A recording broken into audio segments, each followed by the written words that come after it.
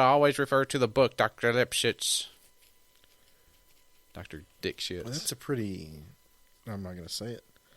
What? I'm not going to say it. What did... Lipschitz. I mean, the show was about Jews. Yep. It was about Jewish families. So. Yeah, it was about a Jewish family. Yeah. Was it in a desert? In that one episode when they were trying to light the menorah, it was. I think there's a lizard in the background, too. They had a Moses episode. Yep. I remember the Moses one. I remember it now after you had mentioned it. Yeah. Huh. So the show had Jews, gays, Yes. and lizards. Sure, Tommy Pickles was a Jew. Wait, who was the gays? That was in the Growing Up episode, right? Really? Yes. It was like a ambiguously gay character, right? Are you talking about the twins' mom and dad? Yeah, because he was a cuck. I thought she was like a butch, and he was like a. Are you saying maybe she's a transgender? Oh, Weird. okay. Thomas, do you want to give us yours? I guess. I hope it's good. Hope you like it. Settle in. So this is original. This is from the heart. This is from my brain. It's not too bad. I guess. It's from your brain. It's not from your heart. Yeah. It's called, It's called Ghost Hunter Hunted. Okay. All right. Oh, I got you. Sheesh. Yeah, I got you. I see where you're going. See where this is going. All right. I don't know if it's any good, but I hope you like it. You might find some similarities as well. Zach was getting ready in his trailer as the production crew finished setting up the camera equipment. A skilled but seemingly enthused woman was helping apply some light makeup to his cheeks so that the camera lighting would complement him instead of making him seem like a ghoul. 5 minutes, bro, Todd said as he peeked his head in the door of the trailer where Zach was. Todd is the head producer of Ghost Explorers, a very famous long-running ghost hunting show that has of late started to become stale with its ever-increasing tropes of inaudible audio noises and low-light shadows. Hope everything is set up for tonight, Todd, Zach said with a little reluctance in his voice. We need a wow moment. Our fans are bored AF. He had been doing the show for 7 seasons now and was getting tired of the same tricks that happened from week to week. He missed the excitement of his first few seasons. He missed the what if and the adventure of it all. Yeah, don't worry. Me and the crew have a few surprises in there for tonight. This should be a big episode. Just go with it, Todd said excitedly. Zach couldn't tell if he was trying to pump him up or if he truly meant what he said. The door closed and the woman finished the final touches of Zach's makeup. He hated wearing it. We're on location at this abandoned house. How many times has Zach said the same line? It was always an abandoned this or old that. I guess that's the only place ghosts will live or stay. He kept reading his lines. This is going to be a great lockdown. I can feel the energy in this place. Me and my friend Darren are going to be here all night. That was a lie. Filming usually lasted 4 hours max. Darren held his equipment up in a show-off ready motion and nodded as Zach continued his epic intro speech. The Hillfall Manor has been left untouched for decades. Honestly, Zach doubted that was true. And we are first to enter these cursed grounds to shake loose the paranormal. They say once you enter, something dark will follow you. Zach and Darren entered the old building with their flashlights on. It was a dusty old mansion that had seen much better days. There were old red carpets that led down the halls and upstairs as a type of elegant walkway, save for the dust and dirt all around. The furniture seemed frozen in time, as if it were 1936 still. The structure did seem well built and sturdy, unlike previous areas they had been. There was a large fireplace in the great room, with a clock that was 3 minutes too fast on the mantel.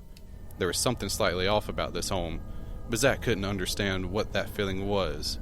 Maybe it was the taco he had for dinner earlier that day, so thought nothing of it. Zach saw the small glowing red lights of static cameras in the corners and on the walls. They were being filmed in all directions with night vision cameras. The producers set up a few more cameras than usual, it seemed. Now we have arrived, Zach said. Darren, let's go dark and see what we can find. The flashlights cut off. Darren led the way using a thermal camera to see in front of him. It was pitch black in the home except for the small red dots of the cameras set to watch their every move. Don't be afraid, Darren said. We just want to make contact. He was a humble, soft-spoken man, but always seemed terrified even after all the countless places they had visited. Maybe he was just trying to sell it. Zach turned on a recording device and said, "If you can see or hear me, please talk into this recorder. Tell us who you are." They were stopped in a long hallway. They couldn't see the start or end of the pitch black, but all was quiet. They were next to a door that led into a child's bedroom. Zach turned off his recorder and stepped inside. He then again stopped and repeated the task of asking a question into his recorder. He felt a strange chill this time. It was very abrupt and ended just as fast as it had come. There was a camera in the far corner, red light on, pointed at Zach. Darren had continued down the hall.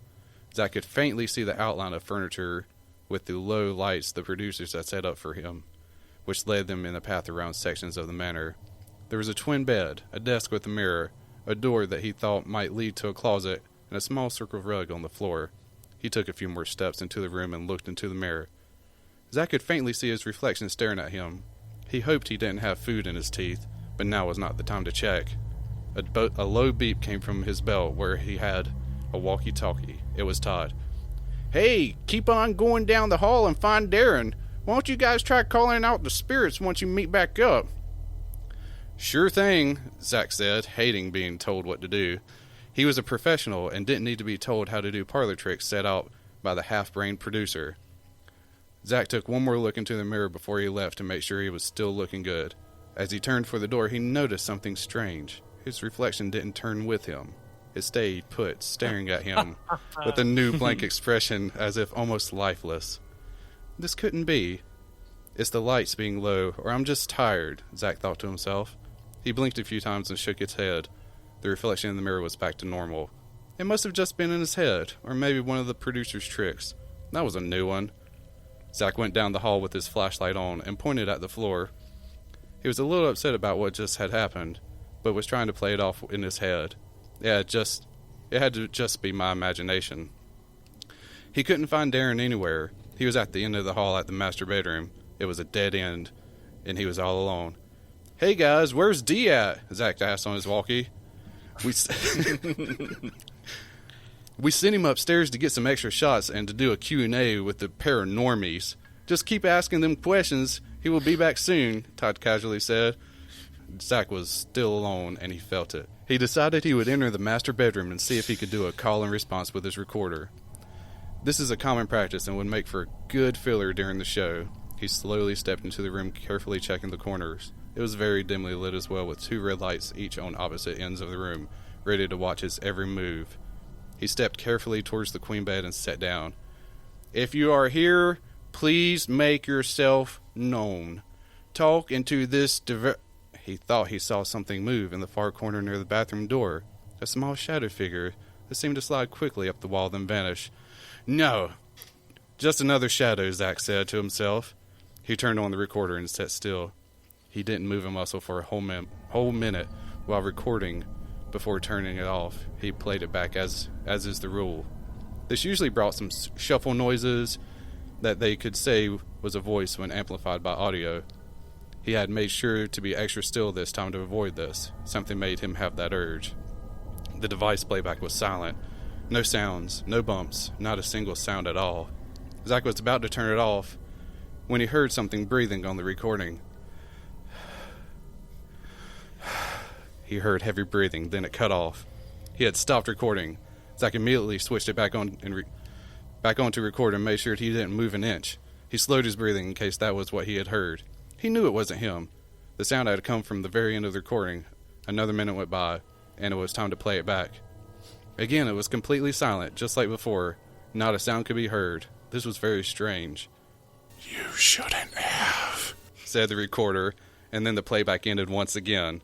The very last seconds had produced the sound. This time it was a voice, but it was his voice.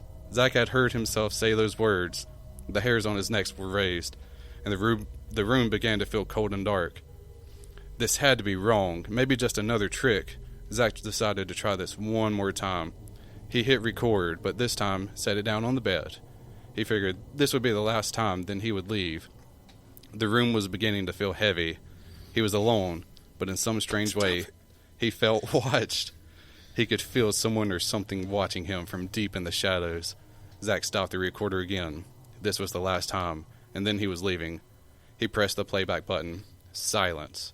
complete and utter silence from the recording device. Then suddenly, there was a low growl coming out of the speaker. It lasted for only a second, then fell silent again as it continued to play. He felt the gaze from the corner of the room grow, and Zach turned his head towards the ceiling, but saw nothing. He looked back down the other corner, and it was almost finished. He was ready to leave. The last few seconds came, and then there it was. What? Oh. I was just struck by the gaze in the corner. I'm almost done. The gaze in the... He gazed, right? Not the gaze, right? What did I say? He felt the gaze from the corner. What did I say? The gaze. Yeah, the You said gaze. he felt the gaze from the corner. Yeah, like a look. Like the gaze. No, Z-E, not Oh, Y-S. okay. Get back in your corner! His voice spoke from the speaker clear as could be, with no emotion, no feeling at all. Say good night. 6 wide eyes stared at him from the corner near the bathroom door. The exit into the hallway flung shut by an unseen force. Zach was stunned, frozen by the eyes and by the words. Say good night. The eyes shifted back and forth as it quickly closed the distance to him. That's when he felt it around his neck. The strong grasp around his throat. It tightened its grip. Zach was still motionless, as if giving into the shadow figure. The room started becoming dark. The red light in the corner began to fade. You shouldn't have, Zach heard the voice whisper. He snapped out of it at the last second as he heard the chime of his walkie-talkie. Todd was saying something he couldn't make out. Zach gasped for air and clawed at his neck, but nothing was there. He bolted for the exit. He ran down the hallway past Aaron, who gave him a confused look. He was outside now in a full sprint towards his personal trailer. He was going to get his keys and never come back again. He could hear faint whispers as he ran. This only fueled his fear more. He busted into his trailer. The door whipped open and closed as he ran in. Where are my fucking keys? Zach said in a panic. He was turning the room upside down. He stopped instantly when his eyes met his own in the makeup mirror. Zach was sweating. His shoulders were moving up and down with his heavy breathing, yet the reflection in the mirror stared back at him. It was lifeless, still, silent. It wasn't moving a muscle. The room began to grow darker as if the lights were being dimmed. There was a loud pounding on the door. Todd was yelling from the other side. The door was locked now for some reason. He saw over his shoulder the same 6 white eyes hovering in midair. The room continued to grow darker. The eyes moved slowly from side to side, closer to him. Zach didn't even turn around. He knew he couldn't escape. There was no form, no figure, just the eyes, and a shadow. Then his reflection smiled from ear to ear. Eyes still staring dead and silent, but his teeth fully exposed as if someone was pulling at the corners of his reflection's mouth. The room went pitch black. There was one last whisper. Always watching. Todd and some of the other crew forced open the door to the trailer. They found Zach hanging by a rope in the middle of the room, his lifeless body slowly swinging from side to side with a smile on his face. Oh, wait. Whoa! So the ghosts work. So he got killed by the gaze. The gaze. One The look. ghostly gaze. Takes one look. Oh my god. That's pretty good, Thomas. A few tweaks to that, and you could like turn it into an autoerotic version. Like about the time where He has hands? he was grasped at the neck, and I was like, all right, Yeah, here we go. One hand went behind his hair as the neck tightened around his cock. He heard it in his ear again. It whispered, I'm coming. I did read a Reddit post where this person said that him, like his paranormal team and a few other paranormal teams met at this spot. And one of the paranormal teams, he said, I'm not going to give out a name, but they are a big paranormal team on TV. And he said that this guy was a total dick and was telling everyone to how serious we need to take this stuff because it's dangerous and this stuff can follow you home. And then he proceeded to tell everyone how he was anally penetrated by a ghost and told him in great detail how he felt this, the penis going inside of him and it came inside of him. And then he said that it actually stole his cum as a life force. What? Was it Zach from Ghost Explorers? Yeah, it was Zach from what was Ghost Adventures. Oh, okay. Yeah. Zach and Darren. I wouldn't admit that I got anal fucked by a ghost. You probably liked it. It's 2020, Alex. What do you mean? You can't be anal raped by a ghost? I feel like that's a No. whole cover